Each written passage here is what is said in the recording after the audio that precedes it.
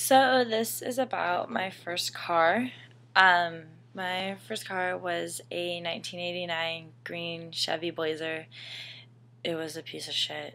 Like, a lot of people say that about their cars. They're like, oh, mine was a piece of shit. I'm like, no, mine was a piece of shit. It looked like puke. My door didn't lock. My window didn't roll down.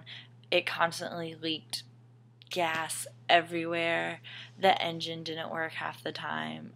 Um, you know, I drove a real death machine. But the car had character. Everyone fucking loved it. They'd be like, oh, we always knew when you were coming because, you had your green machine, your green car. And I was like, thanks. I really hate that car. But secretly, I loved it. I never told anyone that. I was like, I really fucking love my car. And while I loved it, I really wanted it to just die. I was like, I don't want it to work anymore because I want to get a better car. And we talked about that, and they're like, yeah, if the car breaks down, we'll get you another one. So I was like, cool. Well, it was my senior year, so it was last year, and it was around the time of the Final Four, and Butler had just beaten, they just beat someone, and they were going to the finals, and everyone was so, fucking excited. And so I was coming back from that game, because I was at Hinkle Fieldhouse watching it on the big screen. And I was coming back, and, I was picking up my friend Alex because our friend Kathleen was having a birthday dinner. And so we were going to go out there together. And so I had to take my car out on the highway, and my car can't go over 70 miles per hour. That's so sad. And so, we're driving, and slowly, my car's going slower and slower and slower.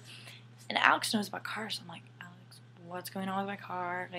What should I do? He goes, you need to pull over, right away. So we get off, we pull over in a gas station, and as soon as I turn the car off, smoke starts rising out of my hood. And, water is pouring out of my, tailpipe.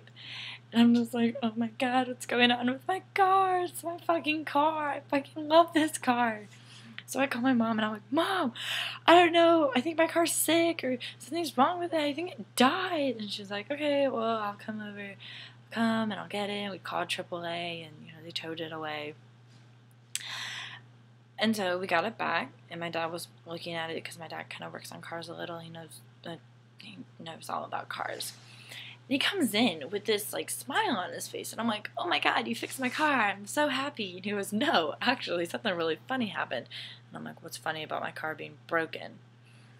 He goes, so do you remember during winter time when we have to put that cardboard in front of your engine so your engine doesn't freeze? And I was like, yeah, I know all about that. You do that. You do all that stuff. He goes, yeah, well, when it got warmer, I forgot to take it out. I was like, what are you saying? He goes, yeah, well, your car overheated because I didn't take out the cardboard out of your car, and now we can't repair it. And he was, laughing about this and smiling like it's funny. That's not fucking funny. That's my fucking car. I was like, what the hell, Dad? You gonna buy me a new car or what? He's like, no, I don't think we're gonna get you a new car. We don't really need it. I was like, you don't need it. I need it. I have to go to school. I have to go to an internship. I have a life to live. He's like, yeah, well, whatever. And so my dad, broke my car, refused to buy me a new one, and still to this day acts like it's the funniest thing ever. It's not fucking funny. It's my car. I remind him of that often.